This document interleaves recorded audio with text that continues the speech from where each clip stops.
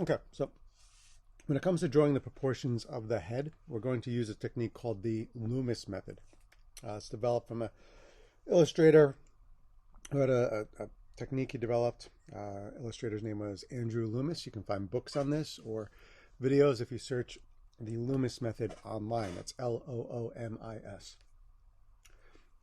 So to do this, what we're going to do is separate the head into a couple of different shapes. It's very similar to a lot of other techniques you may have used for drawing portraits, but what we're going to do is treat the cranial mass, which is like the main part of the head, as just a sphere, right? So that's going to be drawn as a circle. Don't worry if it's a little bit lumpy or not perfectly round. You just want it to be roughly as tall as it is wide. So it should be the same measurement in both directions. Okay. And then what we're going to do is take a slice out of the side because our heads are not really this round.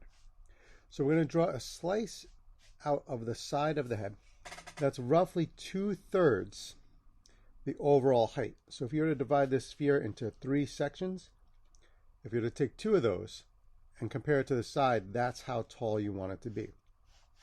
Do that to either side. Make sure that they are balanced with each other. And then you can leave it for now or just erase it, but what we're going to do is take off that roundness and sort of squish the head down a little bit and flatten it. So it's still going to be curved on the side, just a lot more subtly. All right, so it ends up kind of being squished on the sides just a little bit. I can zoom in a little bit there. Okay. Once I've got those in place, I can start to add some lines for the features. I'm going to drop a line right across the middle here. This is going to be for the brow. Okay, that's about halfway down the overall sphere. Right?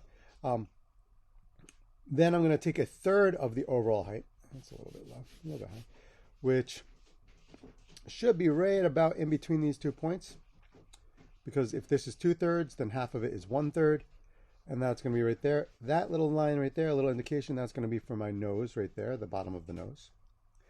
I'm going to take this height and drop that down one more time.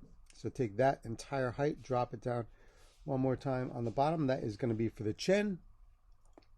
And I can put a little indication right along the top. That will be for the hairline. Okay, that's again 1/3 away from the center line here, or right in between these 2 points on the side.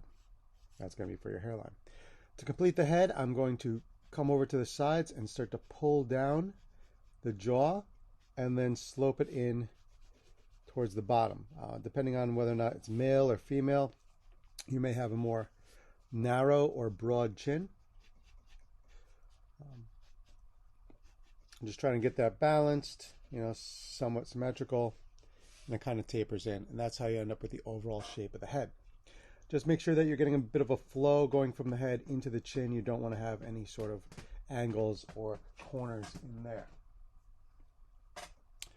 Now that I have the overall head, I can start to place indications of the features.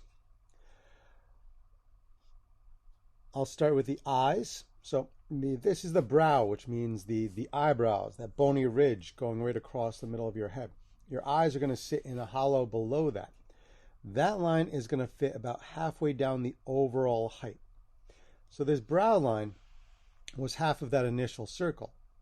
The eye line is half of the overall height, including the new chin. Right? So right about the middle there. That's going to be for my eyes.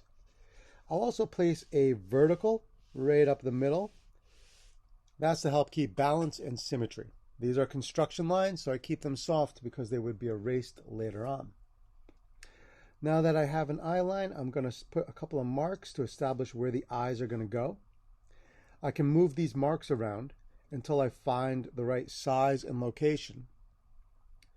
I don't want them to be too big, not too small. And the distance between them should be roughly the size of one of them. So you can almost fit 3 eyes in a row. Right?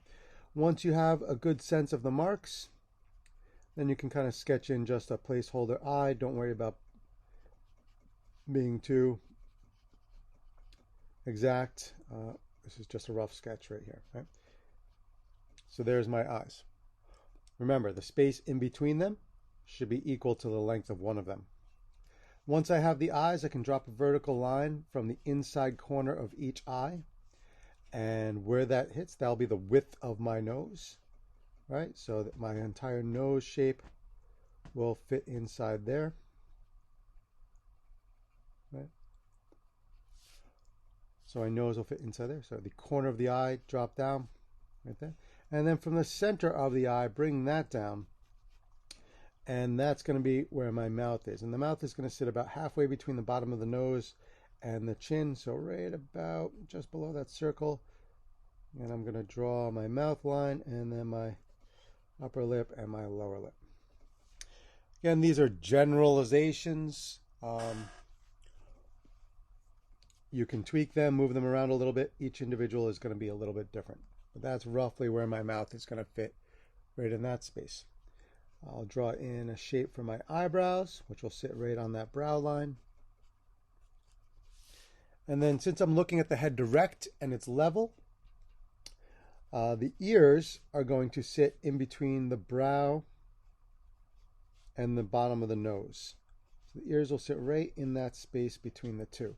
If my head was looking up or looking down, that would change the location of the ears, but since I'm looking directly at it, I can draw right there. Once I have that, I've got an indication of my hairline, so I can go ahead and sketch in, the shape of my hair, whatever I'm going to have fit in there. Okay. Don't forget to add a neck, come in a little bit from the inside of the jaw, depending if it's male, female, or the age, young, old, or musculature. It could be wider or thinner. Bring it a little bit below the chin, not too far down, and you can close that off with a little bit of a curve, and then add a slope on either side for the shoulders. Shoulder is going to go well past the head. Don't make them too skinny. And those are the basic overviews on how to get the proportions of the head. Feel free to go back, pause, rewind, and keep practicing.